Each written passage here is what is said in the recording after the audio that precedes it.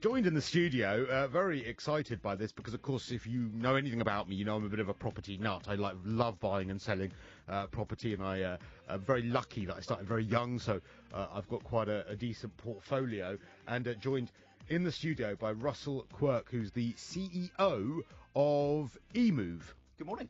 And, of course, Emoov, morning to you. Emoov, of course, one of the first online estate agents which really started to shake up the estate agency market, because the high street estate agent not really being used as much as it was. Yeah, no, indeed. That we're getting on a bit now. We're 8 years old as a business, so yeah, quite well established.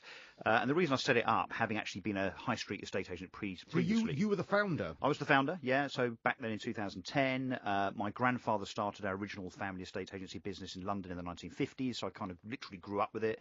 I'm guilty of having played estate agents in my bedroom when I was 5 years old. Whenever everybody else was thinking about being a train driver or an astronaut, I was kind of destined, doomed almost, to become an estate agent. So having done the traditional high street thing, I was more and more disgruntled with it, actually, from the inside out.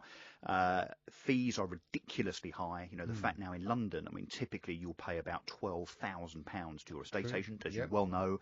And actually, most people would say that the service that the estate agent provides in exchange for that £12,000 is pretty suboptimal. So I think the estate agency industry is broken. And in launching Emoov back in 2010, I sought to fix that. Fixed fees, much lower than the high street, 24/7 accessibility through technology, and just a proper, transparent, customer-friendly experience, really. That's the ethos. I'm so in favour of this. I mean, I'm one of those people that, like I said, I bought my first property when I was 19 with my student loan, Wow. which I've then, That's very enterprising.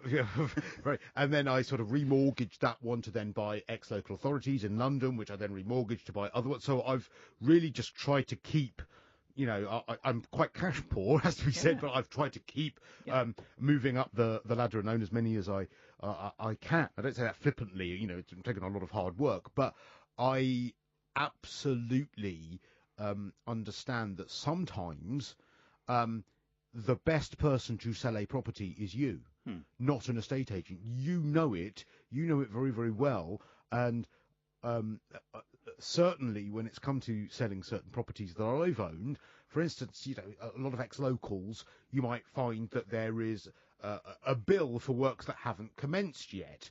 That's a really big thing with ex-locals, which I'm sure you're aware of. Yeah.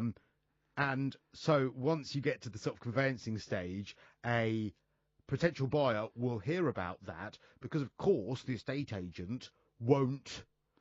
Well, they won't declare, although they have a legal obligation to do so now, actually, under the Consumer Protection Regs. So an estate agent actually should make you aware of anything that might put you off buying that property. Of course, they don't. And this is another problem with the estate agency industry, is that most estate agents, I'm afraid, do not have a proper grounded knowledge of the legislation as it kind of changes from time to time. That's absolutely staggering. And to your point about viewings, look, often most of our viewers that are would-be buyers actually say they prefer being shown around by the seller, to your point, because actually instead of some 19-year-old trainee showing you this is the kitchen, that room with the stainless steel sink and the oven and the dishwasher in it, believe it or not, and this is the bathroom, go figure.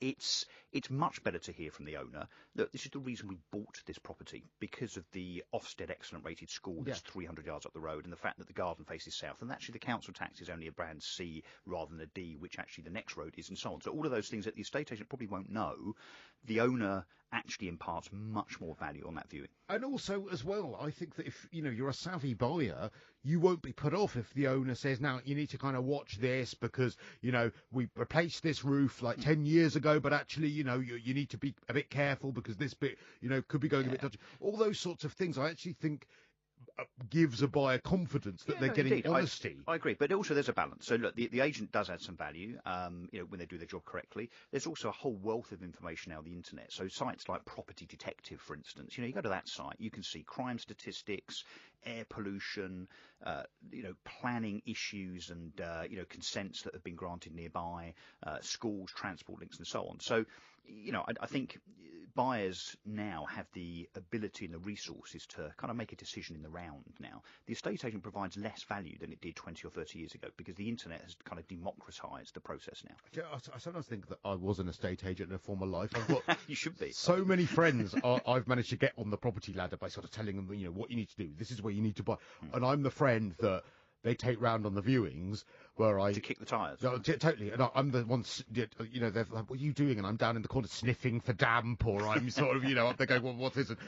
Pulling everything apart. Yeah. But you kind of need to do that. It's staggering, really, the number of people that make this absolutely huge investment without really knowing anything about it. If you look at there's often surveys and research done on how long it takes a buyer to make a decision, and often it's 3 or 4 minutes. I mean, before you've even got upstairs and had a look around the loft and so on, buyers often, they're ruled often by heart as well as head, I suppose. So, emotionally, people can actually make a decision to buy a property very swiftly, it seems. Well, let's discuss as well one of the bigger stories of the day, because we were just talking earlier about the fact that a staggering 25% of properties that have been purchased this year, the deposits have come from mum and dad. Now, is this a ticking time bomb about to go off? Because, of course, the debt is just going to the parents rather than the child. Well, I guess. I mean, look, there's a kind of irony, really, that properties owned by people in their 50s and 60s have obviously gone up in value significantly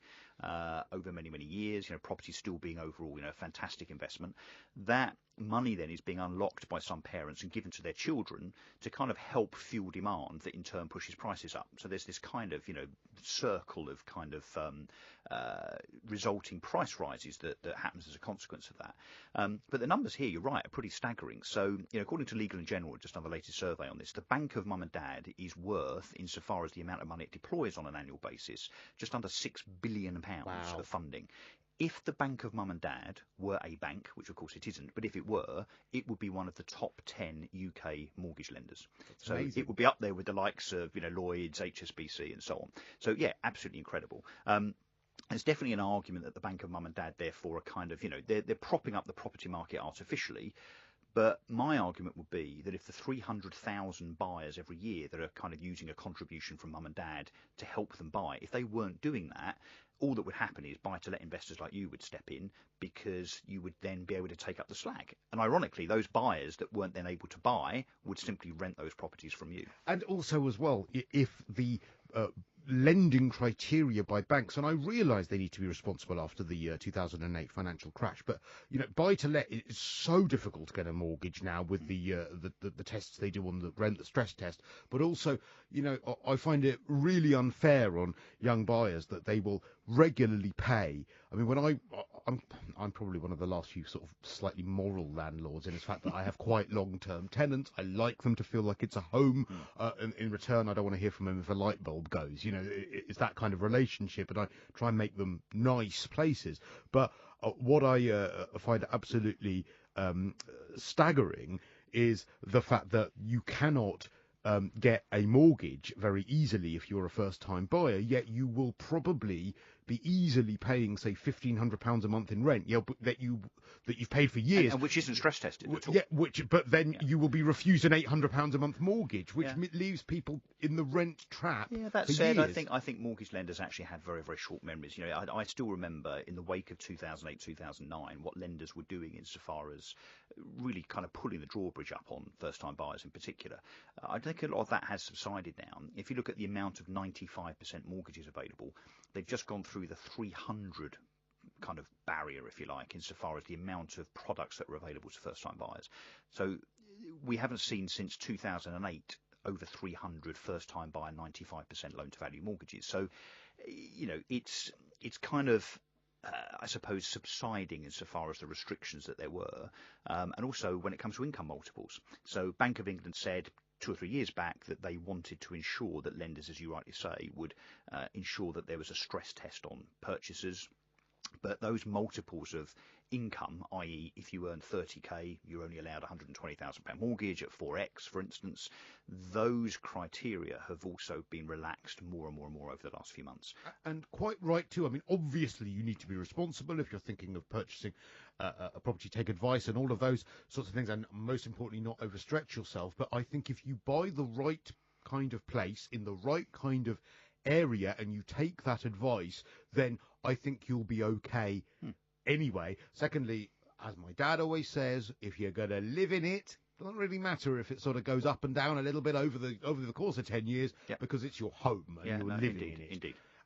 Okay, so that's one of the bigger stories today. Just out of interest, because I've been stung like this myself, because many people will, of course, hear these stories, Emoov being an online estate agent. Many people will hear those stories and think, well, great, all these online estate agents, I don't have to pay any commission. Is that still the case when it comes to online estate agents? Well, we've kind of distanced ourselves from what I would call the pure online estate agent brigade. So online estate agents per se, most of them charge regardless. So if you don't sell, they still charge you. So Purple Bricks, for instance, will charge you regardless of whether you sell or not. And I was stung by Purple Bricks on that very thing. I put my flat on the market. It didn't sell because it was around Brexit time. 10 months later, I was hit with sort of a £1,500 bill from them for a flat that did. I think I had 3 viewings over the course of the year, maybe 4. Yeah, so we introduced back in 2015 what the industry calls no sell, no fee. So with us, you have a choice. You can either choose an option by way of paying a fee where you only pay on completion, so you're off the hook if you like if you don't sell, or you can pay a lower fee which you pay or you commit to up front, but you pay regardless, but it's a discounted fee, and therefore the seller with us can take the choice. The other important thing though is that online estate agents are, rightly so actually, some of them getting a kind of reputation for being quite half-hearted when it comes to service level. So you kind of pay a lower fee but you get a lower service level. We are debunking that. So we are a proper end-to-end full service estate agent for a lower fee. Simple as that. We're not all the same, in other words. Many people might be listening to that going, well, hang on, this is an estate agent talking. Of course they're going to say that there is a beautiful pot of gold at the end of the home selling rainbow, but you're, as with respect, full of the proverbial as other estate agents. So what would you say to those sorts of people? Well, just look, like all supermarkets are not the same, and all newspapers are not the same. Not all estate agents are the same.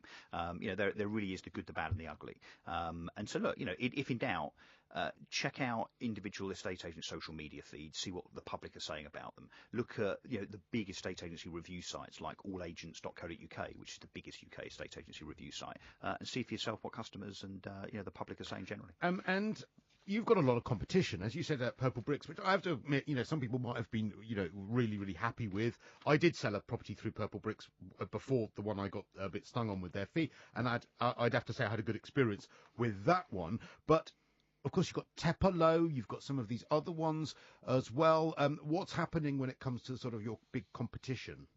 Well, there's 6 or 7, whatever you want to call them, online hybrid digital estate agents, and there's a kind of pack behind Purple Bricks. Purple Bricks are undoubtedly the biggest. I mean, if you look at the business side of the Purple Bricks story, I mean, it's frankly amazing. I mean, Michael and Kenny Bruce started that business, back in 2013. They've built it to have a market cap on AIM of over £1 billion.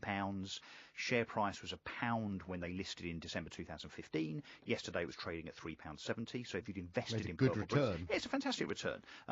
Vulnerable, though, I think, insofar as some of the issues they've had recently over customer service, and particularly their expansion into Australia and the US. If those plays don't come off, then obviously, look, I think their share price is vulnerable.